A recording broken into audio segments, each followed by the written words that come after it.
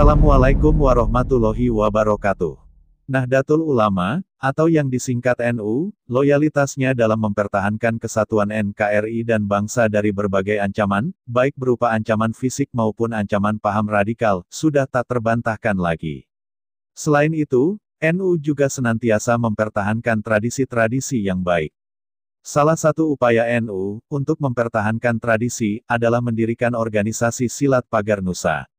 Pagar Nusa bertugas menggali, mengembangkan, dan melestarikan seni bela diri pencak silat Indonesia. Nama resminya adalah Ikatan Pencak Silat Nahdlatul Ulama, yang kemudian menjadi Pencak Silat NU. Sedangkan Pagar Nusa sendiri berarti singkatan dari pagarnya NU dan bangsa. Sejak zaman dahulu, di lingkungan pesantren NU, terdapat banyak sekali aliran silat, baik aliran silat yang ada di Jawa Timur, Jawa Barat, Jawa Tengah, Banten, silat Betawi, silat Minang, silat Mandar, silat Mataram, dan lain-lain. Karena beragamnya aliran silat tersebut, maka dibentuklah Pagar Nusa, sebagai wadah perkumpulan perguruan pencak silat di bawah naungan NU. Wadah ini tetap membuka keragaman dan memberi keleluasaan pada tiap-tiap perguruan untuk mengembangkan diri dan mempertahankan ciri khasnya masing-masing. Artinya walaupun ada perbedaan namun tetap satu saudara. Maka tak heran jika sekarang ini kita mengenal ada Pagar Nusa Gasmi, Pagar Nusa Batara Perkasa, Pagar Nusa Satria Perkasa Sejati, Pagar Nusa Nurul Huda Pertahanan Kalimah Syahadat NH Perkasa, Pagar Nusa Cimande Kombinasi, Pagar Nusa Sakra, Pagar Nusa Tegal Istighfar, Pagar Nusa JPC, Pagar Nusa Bintang 9, Pagar Nusa Sapu Jagat, dan lain-lain. Berawal dari rasa keprihatinan Gus Maksum atas berkembangnya konflik di masyarakat antara kaum muslim dan golongan komunis, mendorong beliau melakukan pelatihan pencak silat. Kegiatan ini dilakukan dengan harapan bisa menjadi bekal bagi masyarakat terhadap ancaman teror dari PKI yang semakin brutal. Seiring waktu, berbagai kelompok pencak silat tersebut disatukan dalam sebuah perguruan yang diberi nama GASMI, Gerakan Aksi Silat Muslimin Indonesia. GASMI resmi berdiri di Pondok Pesantren Lirboyo pada tanggal 11 Januari tahun 1966. GASMI berdiri sebagai tandingan atas berkembangnya Lekra, Lembaga Kebudayaan Rakyat, yang bergerak di bawah naungan PKI, Partai Komunis Indonesia.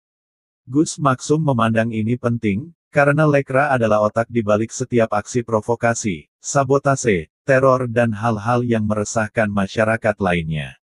Menghadapi aksi Lekra ini, beliau mengatakan ada aksi, ada reaksi. Lekra beraksi, GASMI bereaksi, amar ma'ruf nahi mungkar harus selalu ditegakkan. Bentuk-bentuk perjuangan GASMI pada periode awal diantaranya adalah, dakwah menguasai masjid-masjid dengan latihan-latihan silat dan pengajian yang dikemas dalam latihan silat, mengadakan berbagai open bar atau pencak dor, yaitu sebuah panggung terbuka setinggi 2 meter, untuk pertandingan bela diri, yang melibatkan berbagai kalangan untuk bertarung secara ksatria. Baru setelah situasi keamanan mulai kondusif, pada tanggal 14 Januari tahun 1970, GASMI secara resmi didaftarkan pada Ikatan Pencak Silat Indonesia, IPSI. Dari lahirnya GASMI inilah, Gus Maksum kemudian terinspirasi untuk menyatukan berbagai macam aliran silat yang ada di NU secara lebih luas lagi. Dimulai dengan merangkul perguruan silat tradisional lokal eks-Karesidenan Kediri, seperti Jiwa Suci milik pesantren Al-Ma'ruf Bandar Lor Kediri, Porsigal, perguruan olahraga silat Indah Garuda Loncat, sebuah perguruan silat tradisional Blitar, Astadahana, sebuah perguruan silat Kediri, dan beberapa perguruan silat lokal lainnya. Di sisi lain, pada suatu pertemuan, Kiai Haji Mustafa Bisri Rembang menceritakan kepada Kiai Haji Suharbillah Surabaya, tentang semakin surutnya dunia persilatan di halaman pesantren. Hal ini ditandai dengan hilangnya peran pesantren sebagai padepokan pencak silat. Sejak zaman Wali Songo, kiai-kiai pesantren adalah juga pendekar yang mengajarkan ilmu pencak silat di pesantrennya masing-masing. Namun seiring waktu, kenyataan tersebut mulai hilang. Terutama disebabkan semakin padatnya jadwal pendidikan pesantren, karena orientasi penerapan standar pendidikan modern. Padahal di luar pesantren aneka ragam perguruan silat tumbuh semakin menjamur. Mereka menggunakan pencak silat sebagai misi pengembangan agama dan kepercayaannya masing-masing. Dan perguruan-perguruan silat yang sebenarnya bersifat lokal ini, di antara mereka saling merasa paling kuat. Sehingga tak jarang terjadi bentrokan di antara mereka. Dan yang merasa kalah kuat akhirnya berguguran dan kemudian hilang dari peredaran. Karena kenyataan tersebut, Kiai Haji Mustofa Bisri kemudian menyarankan Kiai Haji Suharbilah, untuk menemui Kiai Haji Maksum Jauhari di Lirboyo Kediri, untuk menggagas persoalan ini. Kegelisahan serupa juga dirasakan oleh Kiai Haji Syansuri Badawi Tebu Ireng.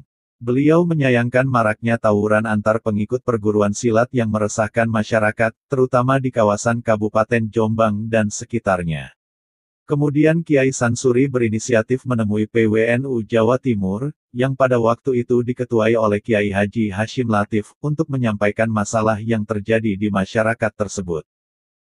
Selanjutnya, Kiai Haji Hashim Latif mengutus Sekretaris PWNU Jawa Timur Kiai Haji Gofar Rahman, Ketua Lembaga Ma'arif Kiai Haji Ahmad Bukhori Susanto dan Kiai Haji Suharbilah, untuk menemui Kiai Haji Abdullah Maksum Jauhari atau yang biasa dipanggil Gus Maksum, di pesantren Lirboyo Kediri. Dalam pertemuan di Lirboyo ini disepakati bahwa akan dibentuk sebuah wadah pencak silat yang menaungi seluruh aliran pencak silat di lingkungan Nahdlatul Ulama. Dan Gus Maksum yang sudah terkenal sebagai ahlinya pencak silat diminta untuk menjadi ketua umumnya nanti jika sudah terbentuk wadah tersebut. Pertemuan berikutnya, berlangsung di pesantren Tebu Ireng pada 12 Muharram 1406 atau bertepatan dengan tanggal 27 September tahun 1985.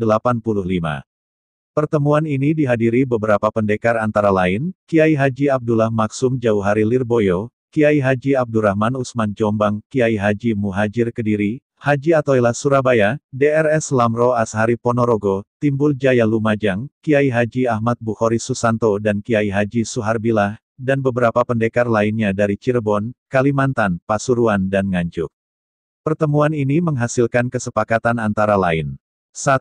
Fatwa ulama Kiai Haji Syansuri Badawi, bahwa pencak silat hukumnya boleh dipelajari asal dengan tujuan perjuangan. 2. Dibentuknya suatu ikatan bersama, untuk mempersatukan berbagai aliran silat di bawah naungan NU. Pada 1989, diadakan Munas Pagar Nusa yang ke-1, yang diselenggarakan di Pondok Pesantren Zainul Hasan, Genggong Kraksaan Probolinggo, yang dihadiri pendekar silat NU seluruh Nusantara.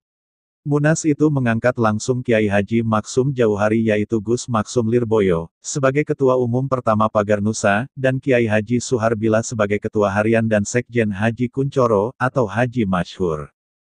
Munas 2 Pagar Nusa diadakan di Padepokan IPSI Taman Mini Indonesia Indah, Jakarta, pada tanggal 22 Januari tahun 2001.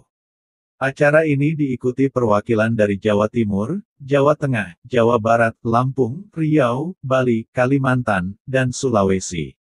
Bahkan, Jawa Timur yang merupakan pusat pengembangan PSNU Pagar Nusa, mengikut sertakan perwakilan dari cabang-cabang yang ada di 35 kabupaten, kota se-Jawa Timur, dan pondok pesantren. Acara yang dibuka oleh Presiden Kiai Haji Abdurrahman Wahid ini membahas agenda-agenda. 1. Organisasi, membahas masalah peraturan dasar dan peraturan rumah tangga IPSNU Pagar Nusa. 2. Kepastian, membahas masalah pasti pasukan inti, dan perangkat yang lain yang meliputi seragam dan atributnya, keanggotaan, dan kepelatihan. 3. Teknik dan jurus, membahas, menggali, dan menyempurnakan jurus-jurus yang sudah dimiliki oleh IPSNU Pagar Nusa, yang kemudian didokumentasikan dalam bentuk hard copy, buku, dan soft copy, kaset dan VCD. Pagar Nusa dikenal dengan istilah, Bhinneka Tunggal Ika, biarpun berbeda tapi tetap satu juga, berbeda aliran tapi tetap dalam satu ikatan Pagar Nusa.